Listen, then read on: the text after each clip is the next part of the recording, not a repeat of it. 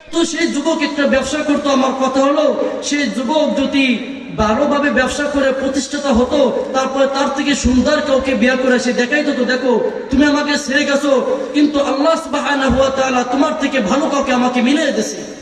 এজন্য যুবক ভাইয়ের আমার, বন্ধুর আমার, সর্বহালাতে সর্ব অবস্থায় আমার নবীর অনুসরণ অনুকরণ করতে হবে।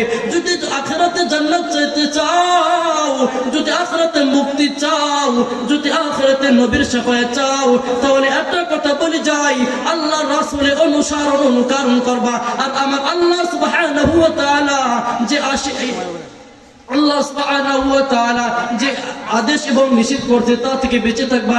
এই দুইটা আমল যদি কোনো যুবক যুবতী করতে পারে, আমি গ্যারান্টি দিয়ে বলে যাচ্ছি, সে কাল কিয়ামতের ময়দানে মুক্তি পাবে ইনশাআল্লাহ। ইনশাআল্লাহ আমরা সকলে রাজি আছি না? তো ভাইরা আমার, বন্ধুরা আমার, যে কথাগুলো আল্লাহ সুবহানাহু ওয়া তাআলা আমাকে দিয়ে বলাছেন এবং শোনাছেন, এই কথা অনুযায়ী আমাদের সকলকে আমল করার তৌফিক দান করুন। আল্লাহ সুবহানাহু ওয়া তাআলা সর্ব অবস্থায় সর্ব হালাতে তার রাসূলের অনুসরণ অনুকরণ করার তৌফিক দান করুন।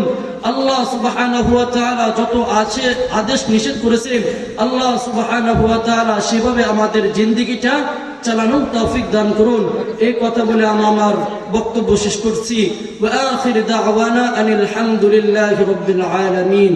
আসসালামু আলাইকুম ওয়া রাহমাতুল্লাহি ওয়া বারাকাতুহু।